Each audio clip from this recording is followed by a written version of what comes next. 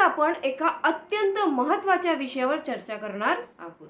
दरवर्षी श्रावण पौर्णिमेला रक्षाबंधनाचा सण मोठ्या उत्साहात साजरा केला जातो. बहीण आपल्या भावाच्या हातावर राखी बांधते आणि भाऊ तिच्या संरक्षणाचे वचन देतो. परंतु अनेक बौद्ध बांधवांच्या मनात एक प्रश्न निर्माण होतो. बौद्धांनी रक्षाबंधन साजरे करावे का? हा सण बुद्ध धम्माशी सुसंगत आहे का? आज आपण भावना, परंपरा आणि श्रद्धा यांच्याबरोबरच इतिहास, तत्वज्ञान आणि बुद्धांच्या शिकवणीच्या आधारावर या प्रश्नांचे उत्तर शोधणार आहोत. नमो बुद्धाय, जय भीम. संपूर्ण विश्वाला ज्यांनी सुखशांती आणि दुःखमुक्तीचा मार्ग दिला असे महाकारुणिक तथागत सम्यक संबुद्ध ह्यांच्या चरणी त्रिवार वंदन करते. त्याचबरोबर ज्यांच्यामुळे आज आम्ही ह्या समाजामध्ये मानवर करून जगत आहोत असे संविधानाचे शिल्पकार, युगपुरुष, युगप्रवर्तक, भारतरत्न परमपूज्य बोधिसत्व डॉक्टर बाबासाहेब आंबेडकर ह्यांच्या चरणी सुद्धा त्रिवार वंदन करते. सर्वप्रथम आपण भगवान बुद्धांची एक गोष्ट लक्षात ठेवली पाहिजे. बुद्धांनी कोणत्याही गोष्टीवर आंधळा विश्वास ठेवू नका असे स्पष्टपणे सांगितले. एखादी गोष्ट परंपरेने चालत आली आहे म्हणून ती खरी असेलच असेही नाही. एखादा ग्रंथ सांगतो म्हणून ती अंतिम सत्य ठरत नाही. स्वतः विचार करा, अनुभव घ्या आणि जे कल्याणकारी आहे ते स्वीकारा. म्हणूनच रक्षाबंधनाचा विचार करताना आपण ही विवेक वापरला पाहिजे. रक्षाबंधनाचा इतिहास पाहिला तर त्याबाबत अनेक कथा सांगितल्या जातात. काही ठिकाणी इंद्र आणि इंद्राणीची कथा सांगितली जाते, काही ठिकाणी कृष्ण आणि द्रौपदीची कथा सांगितली जाते, तर काही लोक राणी कर्णावती आणि बादशाह हुमायूं यांची कथा सांगतात. परंतु इतिहासकार सांगतात की या कथांपैकी अनेक कथा ऐतिहासिकदृष्ट्या सिद्ध झालेल्या नाहीत, त्या लोकपरंपरेत प्रसिद्ध झालेल्या आहेत. याचा अर्थ असा की रक्षाबंधनाचा आजचा सण हा धार्मिक, सामाजिक आणि सांस्कृतिक परंपराचा मिश्र परिणाम आहे. आता प्रश्न येतो, बुद्ध धम्मात राखी बांधण्याची कोणती परंपरा आहे का? याचे उत्तर आहे नाही. त्रिपिटक, विनय पिटक, सुत्त पिटक किंवा अभिधम्म पिटक यामध्ये राखी बांधण्याचा कोणताही विधी सांगितलेला नाही. भगवान बुद्धांनी कधीही असे सांगितले नाही की दोरा बांधल्याने संरक्षण मिळते. बुद्धांच्या मते संरक्षण मिळते ते आपल्या कर्मामुळे, शीलामुळे, प्रज्ञेमुळे आणि करुणेमुळे. जर एखादा मनुष्य सत्य बोलतो, हिंसा करत नाही, चोरी करत नाही, व्यसनांपासून दूर राहतो आणि सर्वांशी प्रेमाने वागतो तर तेच त्याचे खरे संरक्षण आहे. धम्मपदात सांगितले आहे की मनुष्य स्वतःचा आधार आहे, दुसरा कोणीही त्याचे अंतिम रक्षण करू शकत नाही. बुद्धांनी कुटुंबातील प्रेम, आदर, कृतज्ञता आणि जबाबदारी यांना खूप मोठे महत्त्व दिले आहे.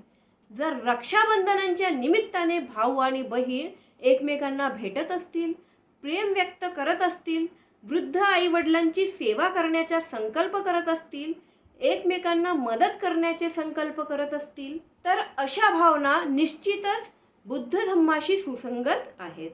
पण जर राखी बांधल्यानेच संकट दूर होईल, पाप नष्ट होईल किंवा अदृश्य शक्ती आपले रक्षण करेल अशी अंधश्रद्धा निर्माण होत असेल तर बुद्ध धम्माच्या विरोधात आहे. डॉक्टर बाबासाहेब आंबेडकरांनी बुद्ध धम्म स्वीकारताना अंधश्रद्धा, कर्मकांड आणि जातीभेद नाकारले.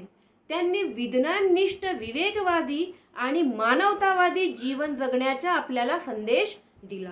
म्हणूनच प्रत्येक बौद्धाने स्वतःला विचारले पाहिजे, मी हा सण प्रेमासाठी साजरा करतो की अंधश्रद्धेसाठी? तर प्रेम असेल तर त्यात चुकीचे काही नाही.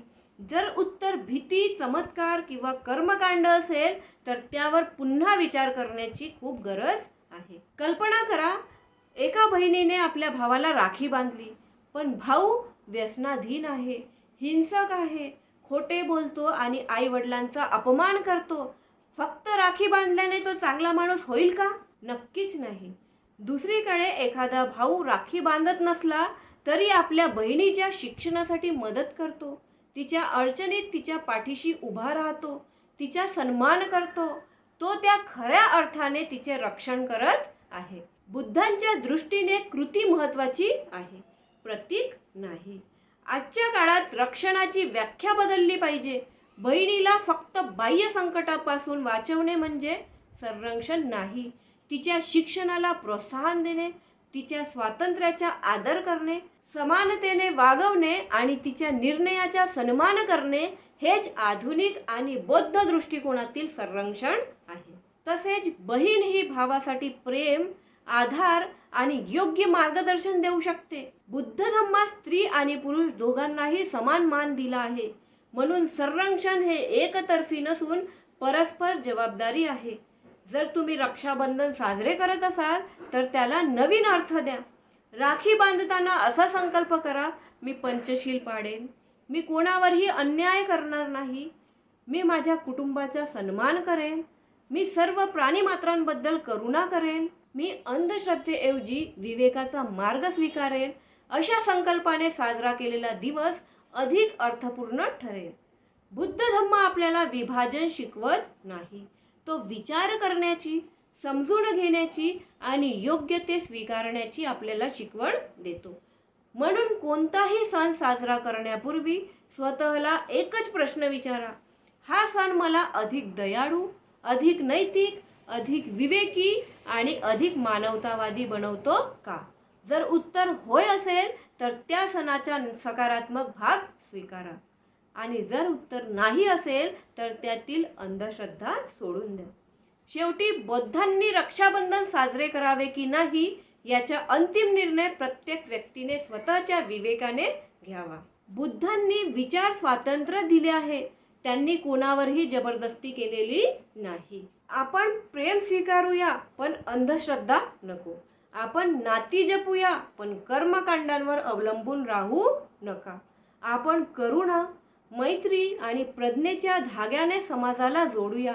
हाच खरा बुद्धांचा मार्ग आहे. साधू साधू साधू. व्हिडिओ आवडल्यास व्हिडिओला लाईक करा, जास्तीत जास्त लोकांना शेअर करा. त्याचबरोबर जर तुम्ही चॅनलवर नवीन असाल, चॅनलला सबस्क्राईब नसेल केलं तर प्लीज चॅनलला सबस्क्राईब करून घ्या आणि तुमची प्रतिक्रिया कमेंटमध्ये नक्की कळवा. नमो बुद्धाय. जय भीम.